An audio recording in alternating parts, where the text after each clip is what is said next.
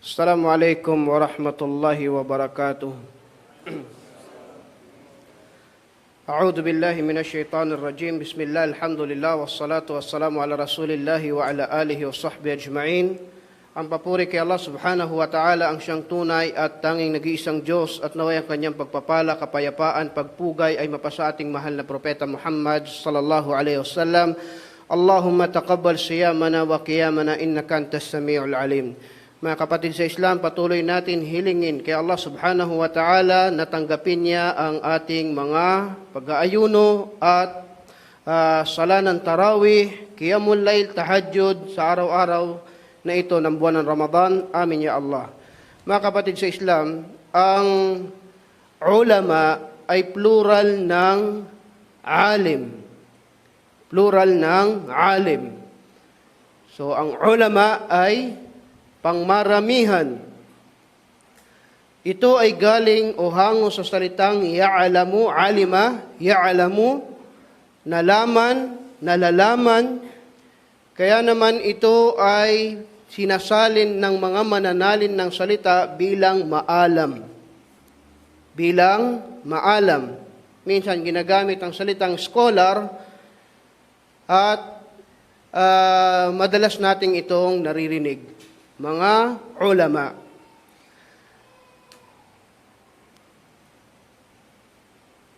Napakahalaga ng tungkulin ng alim o ng mga ulama sa buhay ng Muslim. Sumasang-ayon ba kayo sa akin? Sapagkat pag meron siyang hindi natututunan sa kanyang reliyon, hindi naman siya pumupunta sa mekaniko o sa abogado o di kaya sa doktor. Basta usaping pangreliyon at nag-alinlangan siya ay pumupunta sa isang alim at doon nagtatanong ng kanyang kalituhan. Naalala ko ang isang binanggit ni Dr. Muhammad Salah, ingatan nawa siya ni Allah subhanahu wa ta'ala. Minsan siyang tinanong at sinabi niya yung hukom, at pagkatapos niya sabihin, sinabi niya na ito ay kabilang sa may pinagbabawal sa Islam at ito ang dalil, bla bla bla, ganyan. Pagkatapos niya sumagot, ang sabi ng taong to, so hindi ko pwede gawin. Para bang nagkasala yung isang scholar na tinanong dahil sa sinabi sa kanya yung hukom. Kaya kami ay kanyang pinayuhan. Ang tungkulin ng scholar o ng alim ay ibigay sa atin kung anong nalalaman nila hinggil sa batas ng Islam, at ang pagsunod nito ay nasa sayo. Kung susundin mo sa kabila ng natutunan mo na ito ay utos ng Islam, alhamdulillah. Kung susuwayin mo, walang mababawas sa isang alim sa kanyang pagsagot sa iyo. At hindi marapat na sila ay binibigyan ng kasalanan sa tuwing tayo ay merong katanungan sa ating reliyon. Inshallah, sana naintindihan natin yan bilang pangbungad, dahil ang sahaba na ating inshallah kikilalanin sa gabing ito ay kinikilala sa isa sa mga ulama ng mga sahaba. So tinuturing na ang mga sahaba ay mga maaalam na, sila ay mga ulama na, pero nagkaroon pa ng mas mataas na kaalaman sa pagitan nila. At ito ay walang iba kundi si Mu'ad bin Jabal ibn Amir al-Khazraji al-Ansari. Hindi siya ganun katanyag, pero marami sa mga Muslim kilala siya. Mu'ad bin Jabal radiyallahu anhu. Ang Jabal ay bundok. Meron siyang famous hadith na sa tingin ko alam natin. Ya Mu'ad, innaka sata'ti qawma ahla kitab. Yung inutusan ng Rasulullah sallallahu alaihi wasallam sa people of the book sa Yemen. At alam kong narinig na ito ng marami, inshallah. Si Mu'ad ay isang wasim. Yung wasim ay sa Arabic ay pogi, magandang lalaki, may itsura, guwapo, o ano pang gusto nating itawag, pero sinasabi ito sa mga aklat na yun ay katangian niya. Siya ay teenager nang ma-meet niya si Mus'ab ibn Umair. Subhanallah, pag ang pinag-uusapan nating sahaba na galing sa Madina, hindi pwedeng hindi natin mabanggit si Mus'ab, dahil siya yung unang nagdawa doon sa Madina. At nag-Muslim siya o yumakap siya ng pananampalatayang Islam sa pagdadawa ni Mus'ab ibn Umair radiyallahu anhum. At siya ay nakasama na rin sa Bay'atu al-Aqabatu at-Thaniya, nang sila ay nag-pledge sa Rasulullah sallallahu alaihi wasallam sa Mina, na kung saan ay naroon ang mahigit 70 mga Ansar na sahaba na galing pa ng Madina, pumunta sa Makkah at sila ay nag-pledge sa Rasulullah sallallahu alaihi wasallam. Ulit-ulit na ito, inshallah, naintindihan na ng mga kapatid pag sinabi kong Bay'atul Aqaba al-ula wa thaniya, inshallah. Siya ay nag-Muslim o yumakap ng Islam na batang edad, teenager. Okay? At marami siyang grupo ng mga kabataan. At sila ay nagnanais magdawa sa iba't ibang paraan sa kanilang natututunan sa Madina, sa kanilang kaparaanan noong panahon nila. Pero meron silang isang ginawa na naiulat na inshallah tumatak sa ating puso't isipan at makuhaan natin ng aral. Merong isang tao sa Banu Salama. Ito ay sheikh ng Banu Salama, kumbaga tribal leader siya nung isang, tawag dito, ng tribo. Siya ay may nagmamayari ng napakalaking rebulto sa bahay. At alam natin yung mga old Arab kung gaano sila nagpapahalaga sa rebulto. Siya ay may rebulto sa bahay, dinadamitan nila ng mamahaling tela, silk, pinapabanguhan, samantalang mahal ang pabango nun, inaalayan ng pagkain, kung ano-ano, hinihimas, sinahalikan, at sinusudyudan, nagruruko, basta lahat, dun sila humihiling. May rebulto siya sa bahay, gawa sa kahoy. Itong si Muad bin Jabal radhiyallahu anhu at kanyang mga kaibigan, hindi nila matiis na, malapit sa kasi sa kanila yung taong yon, hindi nila matiis na makita na yung matanda ay pirmi na lang lagi sumasamba dun sa rebulto na yun, nasasaktan sila. Ang ginawa nila, kinuha nila, gabi, ninakaw nila, dahan-dahan, at tinapon nila sa basurahan. So, kinaumagahan, hanap siya para sumamba itong matandang ito na ang pangalan ni Amir ibn Jumah, ay nasan yung rebulto niya at nawawala. Hanap siya sa iba't ibang lugar hanggang sa nakita niya sa basurahan. Subhanallah, tingnan niyo ha.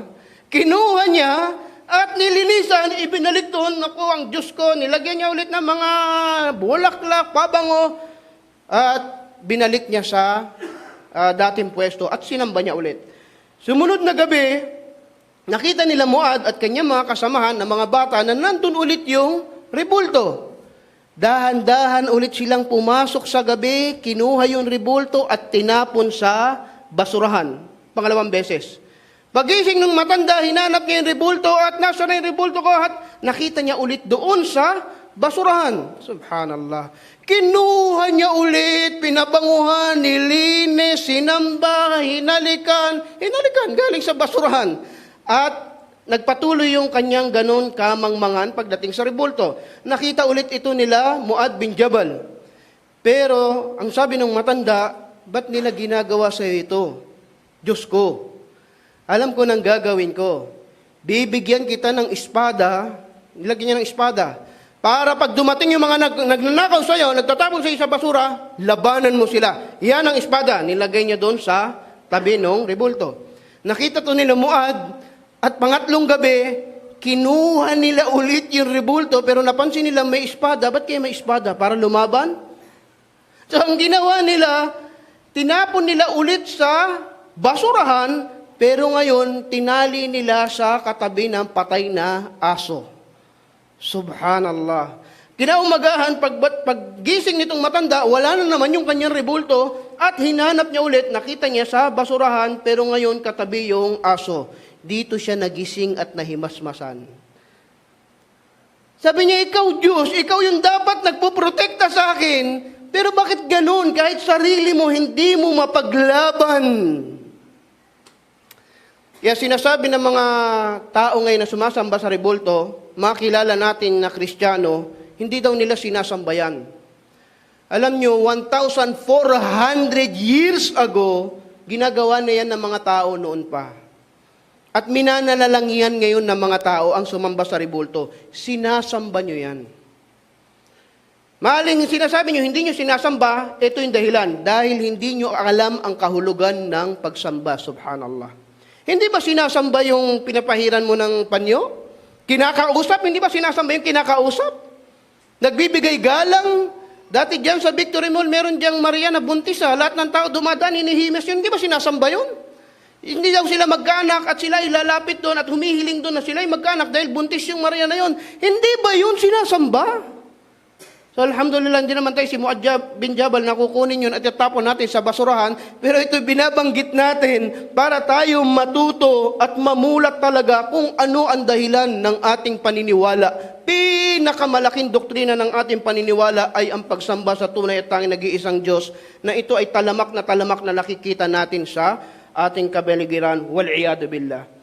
Dahil sa sipag mag-aral ni Muad bin Jabal, naging siya ay isa sa pinakamagaling magbasa ng Quran. Sabi ng Rasulullah sallallahu alaihi wasallam, kung gusto niyo matuto ng recitation, pagbasa, na ginagaya ng mga tao noon, ay puntahan niyo si Abdullah ibn Mas'ud, at Ubay bin Ka'ab, Salim bin Maula al-Hudhayfa, at si Muad bin Jabal radiyallahu anhu. Sa ibang riwaya, binanggit si Zaid bin Thabit sa ibang hadis. Pero dito sa pagkakataon na ito, itong apat na ito kasama si Muad bin Jabal radiyallahu anhu. Kung meron tayo ngayon mga hinahanang-hangaang mga nagbabasa ng Quran, Affasi, Sudais, noong panahon nila, ito yung mga pinakamahuhusay na reciters ng Quran. Subhanallah. Kaya lang wala tayong MP3 nila ngayon. At kinikilala siyang ulama ng mga sahaba. So imagine, ang mga sahaba ay maaalam sa Islam. Yung wahyu, yung revelation, nakikita nila na bumababa sa Rasulullah sallallahu alaihi wasallam. Naririnig nila, nakausap ng Propeta Muhammad sallallahu alaihi wasallam, si Jibril alaihi salam, nakikita nila direkta yung revelasyon. Sila ay maaalam sa Islam. Pero ano kaya kung sinabi na merong sa mga sahaba na ulama? Sabi ni Umar ibn al-Khattab radiyallahu anhu, narinig ko ang Rasulullah sallallahu alaihi wasallam nagsasabi, yuhsyaru Muad yawmal qiyamati amama al-ulama. Subhanallah. Si Muad sa araw ng paghuhukom, pag sila ay binuhay ni Allah subhanahu wa ta'ala, siya ay pinuno o nangunguna sa mga ulama. Ang mga ulama ay may pinuno sa araw ng paghuhukom, at yun si Muad bin Jabal radiyallahu ta'ala anhu. Sabi ng Rasulullah sallallahu alaihi wasallam, a'lamu ummati bil halal wal haram. Si Muad bin Jabal sa umma na ito ang may pinakamaalam sa halal at haram. Masya-Allah. Mufti siya. Gusto mo malaman ang halal at haram? Muad bin Jabal radiyallahu ta'ala anhu. Si Muad ay binayayaan ng husay ng pagbabasa, husay ng kaalaman, at husay sa pagpapaliwanag. Alam niyo, bihira ito mangyari. Tatlo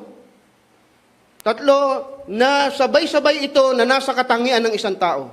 Kasi naiulat ito ng mga sahaba na kadalasan makikita nila na tahimik ito sa masjid.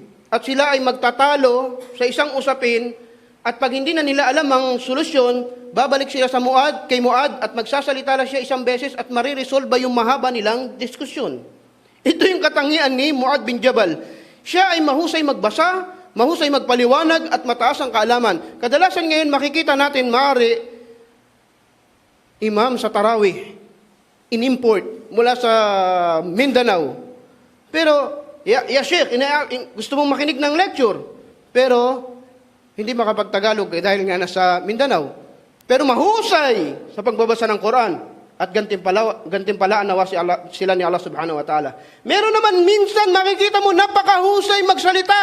Pero pag nag-imam, bakit parang hindi niya nabasa ng tama yung Quran? May ganito nangyayari. At meron naman nangyayari na ipinagkaloob ni Allah subhanahu wa ta'ala ang husay sa pagbabasa, husay sa pagsasalita at mataas na kaalaman. Naway biyayaan tayo ni Allah subhanahu wa ta'ala ng kaalaman na inshallah kinakailangan natin sa ating buhay. Siya ay pinaiwan ng Rasulullah sallallahu alaihi wasallam sa Makkah pagkatapos nilang mabawi ang Makkah sa kamay ng Quraysh. Kita nyo? Fathu Makkah. Nakuha ng Rasulullah sallallahu alaihi wasallam at ng mga Muslim muli ang Makkah. So ano nangyari? Babalik sila sa Madina dahil nandun ang pamahalaan. Muad, may iwan ka dito. Magtuturo ka ng Islam. Subhanallah. At ganun din, pagkatapos niya magturo ng Islam, bumalik siya sa Madina, si Muad radiyallahu anhu, pagdating doon, Inutusan na naman siya ulit ng Rasulullah sallallahu alaihi wasallam na pumunta naman ng Yemen. At ito yung mga hadis na alam natin. Isa sa hadis ng Rasulullah sallallahu alaihi wasallam na kung saan kasama niya si Abu Musa al-Ash'ari, inutusan sila sa Yemen na iulat na magkahiwalay na lugar pero parehong Yemen. Ang sabi ng Rasulullah sallallahu alaihi wasallam, yassira, dalawa sila, yassira, wala tu'assira, wabashira, wala tunaffira. Ang sabi ng Rasulullah sallallahu alaihi wasallam, pag nagdadawa na kayo doon, nagtuturo na kayo doon, pag-aangin nyo at huwag nyong pahirapin. Subhanallah. At magbigay kayo ng mabuting balita at huwag nyo silang takutin. Ito yung nakita kong word. Wala tunaffira at huwag nyo silang bugawin at ma-discourage sila sa Islam. Nakita nyo yung instruction? Instruction ng Rasulullah sallallahu alaihi wasallam sa da'iya, ito, itong dalawang magtuturo, sa dalawang alim na ito, pagpunta mo doon, easy lang. Hindi yung pagdating doon, mangangaral kami ng Islam, halam yan, bawal to, ito pupugot ulo, ito puputulan to ng kamay, ito, dapat to ganito. Minsan, merong mga mangangaral ng Islam, sabihin natin, inaabuso nila yung kanilang posisyon na sila'y nagtuturo ng Islam sa pamamagitan ng hindi magandang pagtuturo ng kanilang reliyon. Pero napakaganda nitong pagkuhaan ng aral na mismo ang Rasulullah sallallahu alaihi wasallam merong paraan ng pagsasabi ng haram nang hindi nasasaktan yung tao. Tama ko mali? Merong paraan na sasabi, bro, yung negosyo mo, riba, impyerno. Pero may pagkakataon na, brother, tingnan nyo, sinabi ni Allah subhanahu wa ta'ala, man taraka lillahi shay'an awadahu Allahu khairan min. Imbis na sabihin mo, impyerno ka dahil riba yan, brother, sabi ng Rasulullah sallallahu alaihi wasallam, pag iniwan mo ang isang bagay para kay Allah, ay papalitan niya ito ng mas higit kaysa dun sa bagay na iniwan mo. Ano mas maganda? Ito ang sunnah, ito ang bilin ng Rasulullah sallallahu alaihi wasallam na dapat nating kuhaan ng aral. At ito ang nakikita nila kay Muad bin Jabal radiyallahu ta'ala anhu. Si Umar ibn al-Khattab radiyallahu anhu ay pang-ilang khalifa? Pangalawa. Una, Abu Bakar Siddiq radiyallahu anhu. Pagkatapos si Abu Bakar Siddiq radiyallahu anhu, tapos si Umar ibn al-Khattab. Nung si Umar ibn al-Khattab radiyallahu anhu ay nasaksak at naramdaman niya na ng pagdating ng kamatayan, ano isipin niya? Magtalaga ng susunod na amir. Nahirapan si Umar ibn al-Khattab radiyallahu anhu ayon sa kasaysayan, pero winika niya ito. Kung buhay lang sana si Muad, ay siya na ang pipiliin kong khalifa. Subhanallah. Nakita niyo ba kung sino yung pinag-uusapan natin ngayon? Kaya lang nauna siyang namatay kaysa kay Umar ibn al-Khattab radiyallahu anhu. Sinabi ni Umar, kung buhay si Muad, sa taas ng kaalaman niya, sa ganda ng personalidad niya, sa husay niya sa pamumuno, giging khalifa ni Umar ibn al-Khattab radiyallahu ta'ala anhu. Meron bang pagkakataon, bumalik na siya sa Makkah o sa Madina at inutusan siya ulit ng Rasulullah sallallahu alaihi wasallam papuntang Yemen. Naiulat na sila ay naglalakad at maraming binibilin sa kanya ang Rasulullah sallallahu alaihi wasallam. Hadis ito. Sabi niya, ya Muad, la'alli la talqani ba'da ami hada. Muad, baka hindi mo na ako makita pagkatapos nitong taon na ito. Subhanallah. Ito ay inulat sa huling bahagi na ng buhay ng Rasulullah sallallahu alaihi wasallam. At totoo, dahil pag-alis ni Muad, nung balik niya, araw ng libing ng Rasulullah sallallahu alaihi wasallam. Subhanallah, parang wahyu, parang revelation. Muad, la'alli la talqani ba'da hami hada. Baka hindi mo na ay ako makita pagkatapos ng taon na ito. Kaya may bibilin ako sa iyo, papunta ka ng Yemen, pag nagkagulo ang mga tao, nagkaroon sila ng pag-aalinlangan, ano ang ipanghahatol mo? Tinitesting siya ng Rasulullah sallallahu alaihi wasallam. Siya yung alim natin, alim ng umma na ito. Sabi niya, ya Rasulullah, ang ihahatol ko ay aklat ni Allah. Subhanallah. Pagkatapos, mawala, hindi mo makita sa aklat ni Allah, anong susunod? Ya Rasulullah, kung hindi ko matagpuan sa aklat ni Allah, sa iyong sunnah, sa iyong kaparaanan, sa iyong tradisyon, ya Rasulullah. Subhanallah. Ito yung dalil, di ba? Ito yung pinanghahawakan natin ngayon. At pag hindi mo matagpuan sa sunnah, anong ipanghahatol mo? Magsisikap po ako, ya Rasulullah, ng mga nalalaman ko mula sa Quran at Sunnah at yun ang ipaghahatol ko. Ibig sabihin, hindi niya pababayaan ang ummah na walang hatol. Ito ang alim natin, si Muad bin Jabal radiyallahu ta'ala anhu. Isang araw din, kasama niya ang Rasulullah sallallahu alaihi wasallam at sinabi niya, Ya Muad, inni uhibbuka fillah. Subhanallah. Alam niyo yung sinabi ng Rasulullah sallallahu alaihi wasallam? Sabi niya, Ya Muad, mahal kita para kay Allah. Sino nagsabi? Rasulullah sallallahu alaihi wasallam. So napakasaya ni Muad. Pero sabi ng mga nagbibigay ng paliwanag ng hadis, actually, ganito rin sa normal na tao, pagka meron kang gustong ibigay, ipamana sa anak mo, nagbibigay ka ng introduction para maintindihan niya yung bigat ng ibibigay mo. Anak, mahal kita, ito ang lote natin.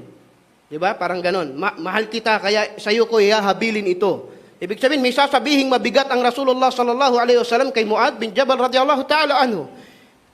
Hindi yung maliit na bagay, bibigyan mo lang ng baon sa eskwela, 5 piso, anak, mahal kita, ito 5 pesos. Hindi. Merong malaking sasabihin ng Propeta Muhammad sallallahu alaihi wasallam. At alam niyo kung ano yun? Isang hadis inshallah na matutunan natin at ikabit natin sa bawat pagtatapos natin ng sala sapagkat ito yung sunnah. Kung hindi pa natin alam, inshallah, matututunan natin ngayon. Pagkatapos ng sala, ano sinasabi natin? Astaghfirullah, astaghfirullah, astaghfirullah, Allahumma anta salam. Mga zikir na alam natin. At kasama ito sa zikir na yon na pagkatapos sabihin ng Rasulullah sallallahu alaihi wasallam, Ya Muad, mahal kita, at sabihin mo ito sa bawat pagkatapos ng sala. Ano yun ya Rasulullah? Sabihin mo, Allahumma inna ala dhikrika wa syukrika wa husni ibadatik. Napakagandang dua, kumpleto. Ano ito? Sabi ng Propeta Muhammad sallallahu alaihi wasallam, O ya Allah, tulungan mo ako na ikaw ay aking maalala. Zikir. Ya Allah, tulungan mo ako na makapagzikir. Imagine yung taong hindi nagdidikir o hindi umaalala kay Allah. Hinihiling yun. Hinihingi kay Allah na kung gusto mong ikaw ay palaging umaalala kay Allah, nasa jeep ka, nasa trabaho ka, nasa palengke ka, nasa mall ka, si Allah iniisip mo, hilingin mo yung kay Allah. Sa paanong paraan? Allahumma a'inna ala dhikrik wa syukrik. At ya Allah, tulungan mo akong maging mapagpasalamat sa iyo. At ya Allah, tulungan mo akong maging mahusay sa pagsamba sa iyo. Pag-alala, pagpapasalamat at pagsamba, sinasabi natin palagi, ano ito? Supplication, ito ay dikir na itinuro ng Rasulullah sallallahu alaihi wasallam kay Muad bin Jabal at inshallah matutunan natin ito at atin itong masabuhay inshallah ta'ala. At napakarami pang mga bagay na patungkol kay Muad bin Jabal, subalit ang ating oras ay hindi nagkakasya. So inshallah, tandaan natin ang mga hadis na ito dahil malaki ang kinalaman nito para mapaghusay natin ang pagsamba natin kay Allah subhanahu wa ta'ala. Barakallahu fikum wa jazakumullahu khairan wa sallallahu ala nabina Muhammadin wa ala alihi wa sahbihi ajma'in. Wassalamu alaikum wa rahmatullahi